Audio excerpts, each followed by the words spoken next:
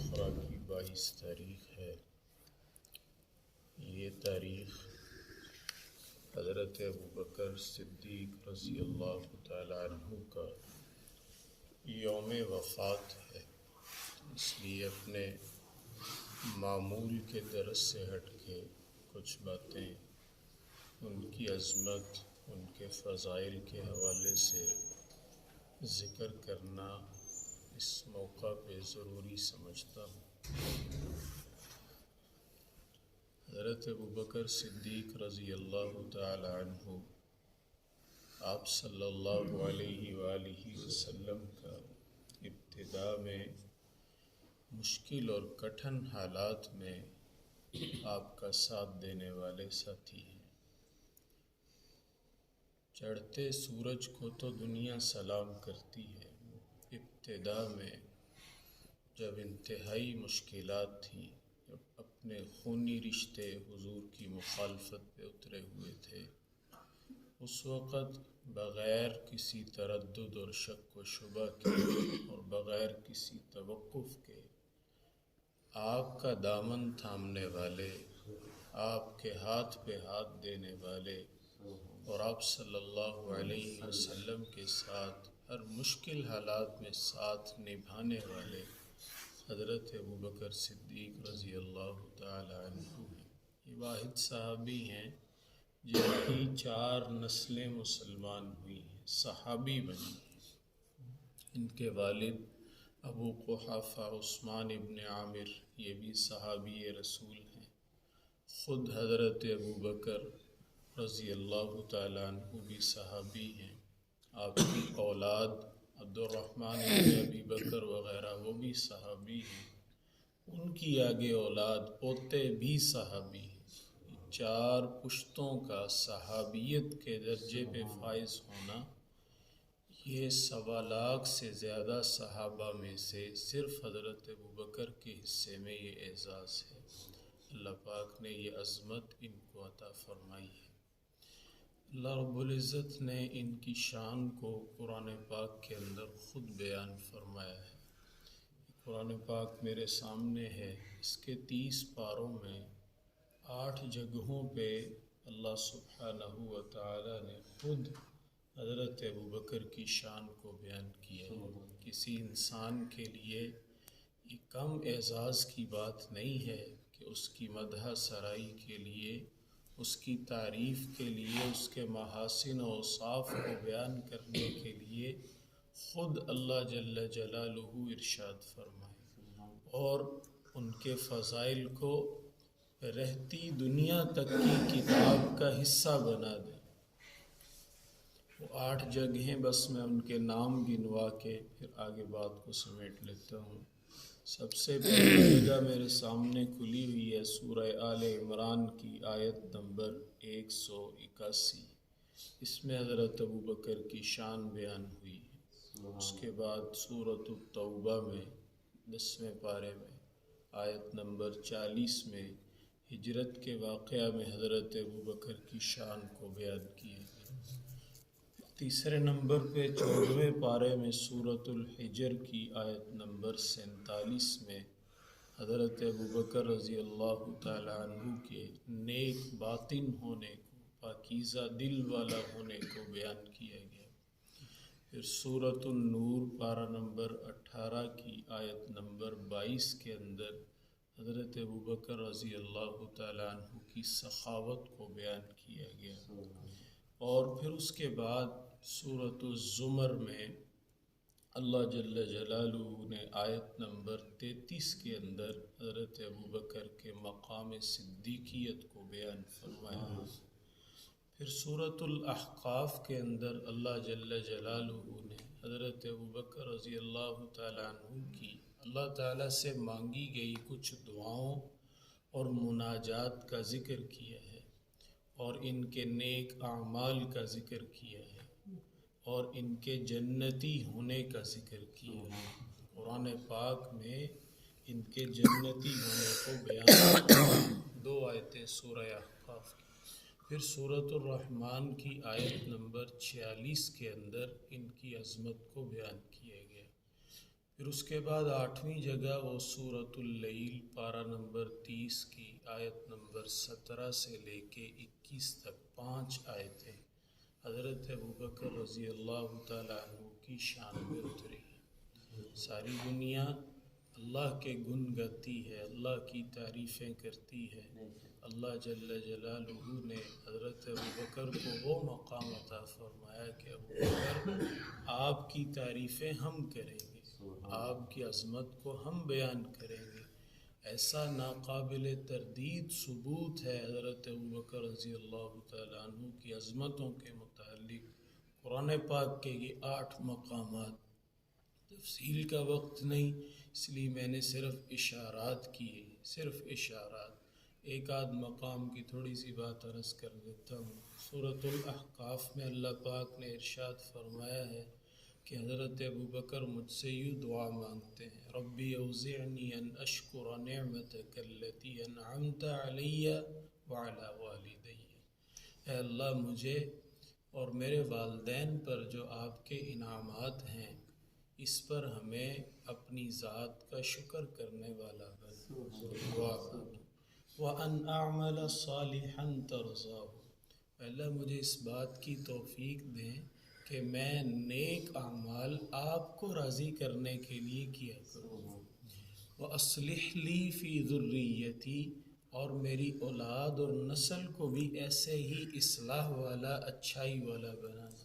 انی تبت الیک وانی من المسلمین، میں آپ کی بارگاہ کی طرف ہی کامل رجوع کرتا ہوں، اور میں اپنی نیکیوں پہ اتراتا نہیں، میں عام مسلمانوں میں سے ایک مسلمان۔ اتنا مقام جن کا ہو کہ قرآن پاک میں 13 آیتوں میں 8 جگہوں پہ تذکرہ ہو، وہ کہیں کہ میں عام مسلمانوں میں سے ایک مسلمان ہوں، یہ تواضع کی انتہا ہے۔ اور ہم نیکیاں کرتے ہیں، اللہ کی بارگاہ میں قبول ہوئی یا نہیں ہمیں نہیں پتہ۔ ان کی نیکیاں اللہ کی بارگاہ میں قبول ہوئی ہیں، اور اللہ پاک نے خود فرمایا ہے اولئک الذین نتقبل عنہم احسن ما عملوا، ان کے سارے نیک اعمال کو ہم قبول کرتے ہیں۔ ونتجاوز عن سیئاتہم، ان سے اگر کوئی چوک ہو جاتی ہے بشریت کے تقاضے سے، اس سے ہم درگزر کر دیتے ہیں۔ فی اصحاب الجنہ، یہ جنتی لوگوں میں سے۔ وعد الصدق الذی کانوا یوعدون، اللہ کا ان کو جنت دینے کا وعدہ سچا ہے۔ یہ میں نے صرف ایک مقام کے متعلق بتایا جس میں حضرت ابوبکر کی شان کو بیان کیا گیا۔ ان اعمل صالحا ترضاہ کی تفسیر میں مفسرین نے ان کی بہت سی نیکیاں لکھی ہیں، اس میں سے ایک نیکی یہ بھی لکھی ہے کہ اپنے پیسوں سے ہزاروں دراہم خرچ کر کے 7، ایک روایت میں ہے 9 غلام خرید کر اللہ کے نام پہ آزاد کیے، جس میں حضرت بلال حبشی مؤذن رسول اللہ بھی ہیں، عامر ابن فہیرہ رضی اللہ عنہ بھی ہیں، ابو نافع نامی ایک غلام بھی، یہ بھی صحابی رسول، یہ 3 مرد ہیں اور کچھ عورتیں ہیں۔ ایک کا نام ام عبیس ہے، ایک کا نام امرا نہدیہ ہے، ایک ان کی بیٹی ہے نذیر بنت نہدیہ، اور ایک بنو موہل کی باندی ہے، اور ایک حضرت زنیرہ رضی اللہ تعالیٰ عنہ۔ یہ میں نے 8 نام احادیث سے آپ کو بتائے جو باندیوں کو، غلاموں کو انہوں نے اپنے اخراجات پہ اپنے جیب سے خرچ کر کے، صرف اس لیے کہ مسلمان ہونے کی پاداش میں غلامی میں ان پہ ظلم ہو رہا ہے، ان کو خرید کر آزاد کرو۔ یہ نیکیاں، اور نیکی بھی اللہ کو راضی کرنے کے لیے اللہ پاک نے ان کے اخلاص کی گواہی قرآن پاک میں خود دی ہے۔ إِلَّا ابْتِغَاءَ وَجْهِ رَبِّهِ الْأَعْلَىٰ، ان کا مقصود صرف اپنے اللہ کو راضی کرنا ہے۔ اخلاص ایسی بات ہے کہ انسان اس کا دعویٰ نہیں کر سکتا، اور وہ انسان کو خود کو پتہ ہوتا ہے یا اللہ پاک کو پتہ ہوتا ہے کہ وہ نیکی کس کے لیے کر رہا ہے۔ اخلاص ایسی خفیہ دولت ہے کہ فرشتے بھی اس سے باخبر نہیں ہوتے، اللہ ہی جانتے ہوتے ہیں، اور بندے کو خود پتہ ہوتا ہے کہ میں یہ عمل کس کے لیے کر رہا ہوں، اور اخلاص کی صفت کو جاننے والے اللہ تعالیٰ خود ارشاد فرما رہے ہیں کہ ابو بکر کی نیکیاں مجھے راضی کرنے کے لیے ہیں۔ ان کے اخلاص کی گواہی بھی اللہ پاک نے قرآن پاک میں خود ارشاد فرمائی ہے۔ ان کی صحابیت بھی قرآن پاک سے ثابت ہے۔ اذ یقول لصاحبہ، جب آپ صلی اللہ علیہ وسلم غار ثور میں اپنے صحابی سے فرما رہے تھے، اس لیے علماء نے لکھا ہے حضرت ابو بکر کی صحابیت پہ علماء امت کا اجماع ہے۔ اگر کوئی آدمی ان کی صحابیت کا انکار کرے گا وہ فوراً ایمان سے محروم ہو جائے گا، اس لیے کہ ان کی صحابیت قرآن پاک سے ثابت ہے۔ تو اللہ جل جلالہ نے یہ اعزاز ان کو عطا فرمائے۔ بخاری شریف کی حدیث پاک ہے، احادیث تو ان کی شان میں بہت زیادہ ہیں، 181 احادیث ہیں جو حضرت ابو بکر کی شان کو بیان کرنے والی، 181 احادیث ذخیرہ حدیث میں موجود ہیں، جن میں 88 احادیث میں حضرت ابو بکر و عمر کی شان کو بیان کیا گیا، 14 احادیث کے اندر خلفائے راشدین چاروں کی شان کو بیان کیا گیا، اور 79 احادیث صرف ایسی ہیں جن میں حضرت ابو بکر رضی اللہ تعالیٰ عنہ کی عظمت کو بیان کیا گیا۔ یہ کل ملائیں تو 181 فرامین رسول بنتے ہیں جن میں ان کی عظمت کو بیان کیا گیا ہے۔ آپ صلی اللہ علیہ وسلم کی ہستی کو اللہ نے وہ مقام دیا ہے، یہ کسی کے بارے میں ایک جملہ بھی اگر تعریف کا فرما دیں تو اس کے لیے تو کافی ہے۔ 181 بار آپ نے اپنی لسان اطہر کو حضرت ابو بکر کی شان و منقبت کو بیان کرنے کے لیے حرکت دی ہے، یہ بہت بڑا اعزاز ہے۔ بخاری شریف میں آپ حدیث پاک بیان کر رہے تھے، صحابہ میں بیٹھے، بخاری میں ہے من کان من اہل الصلاة دعی من باب الصلاة، جو نمازی ہوگا اسے جنت میں نماز والے دروازے سے بلایا جائے گا۔ من کان من اہل الجہاد دعی من باب الجہاد، جو مجاہدین میں سے ہوگا وہ باب الجہاد سے بلایا جائے گا۔ اور من کان من اہل الصیام دعی من باب الریان، وہ ریان کے دروازے سے روزہ دار کو بلایا جائے گا۔ من کان من اہل الصدقہ دعی من اہل الصدقہ، صدقہ زکوٰۃ والے کو صدقات کے دروازے سے بلایا جائے گا۔ آپ صلی اللہ علیہ وسلم دروازوں کا ذکر فرما رہے تھے تو حضرت ابو بکر فرمانے لگے، اے اللہ کے نبی جی، هل یدعى احد من تلك الابواب كلها، کیا کوئی ایسا بھی ہوگا جسے جنت کے 8 دروازوں سے بلایا جائے؟ آپ صلی اللہ علیہ وسلم نے ارشاد فرمایا، نعم ارجو ان تکون منہم، مجھے پورا یقین ہے کہ آپ انہی میں سے ہوں، آپ انہی میں سے ہوں گے۔ 8 دروازے جنت کے، ایک کا نام باب الصلاۃ، ایک کا نام باب الجہاد، ایک کا نام باب الریان، اور ایک کا نام باب الصدقہ، ایک کا نام باب الحج، ایک کا نام باب الکاظمین الغیظ والعافین عن الناس، ایک دروازے کا نام باب المتوکلین، اور ایک کا نام باب الذکر یا باب العلم۔ یہ 8 دروازے، پہلے 4 کا نام بخاری شریف کی حدیث میں ہے، باقی 4 دیگر احادیث سے لے کے صاحب فتح الباری شرح بخاری میں ذکر کیے گئے ہیں۔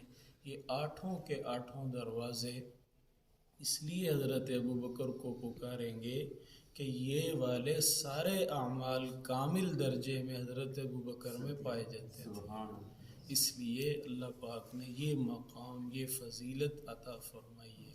ہر مسلمان کو یہ 2 باتیں یاد ہونی چاہیے کہ قرآن پاک میں حضرت ابو بکر کا تذکرہ کتنی جگہوں پہ آیا؟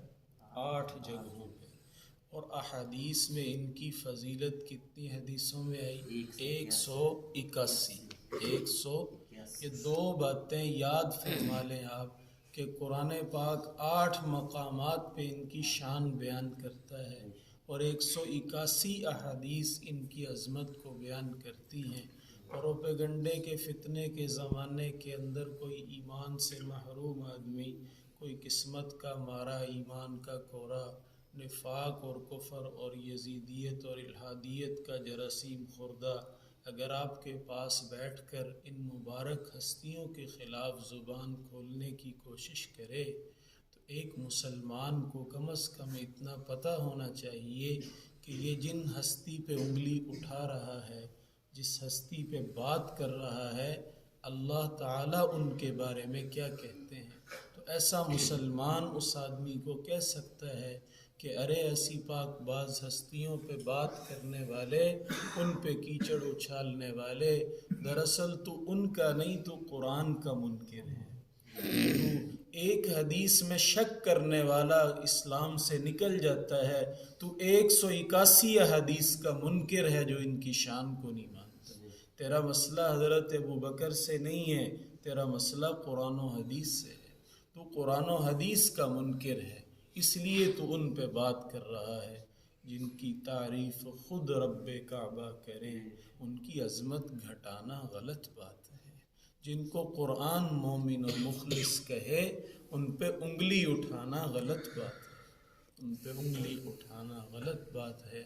تو ایک مسلمان کے پاس اپنی مبارک ہستیوں کے بارے میں مضبوط بنیادی علم کا ہونا ضروری ہے، تاکہ کل کلاں کوئی آپ سے پروپیگنڈے کی شکل میں میڈیا میں، جہاں ہدایت کی محنت ساتھ ہوتی ہے، وہاں اس طرح کی گندگیاں بھی معاشرے میں پھیلتی ہیں، اس قسم کی باتیں کانوں میں پڑیں تو مسلمان کو پتہ ہو کہ ان مبارک ہستیوں کا اصل مقام کیا ہے۔ اللہ رب العزت ہم سب کو اپنے اکابر و اسلاف سے محبت نصیب فرمائے۔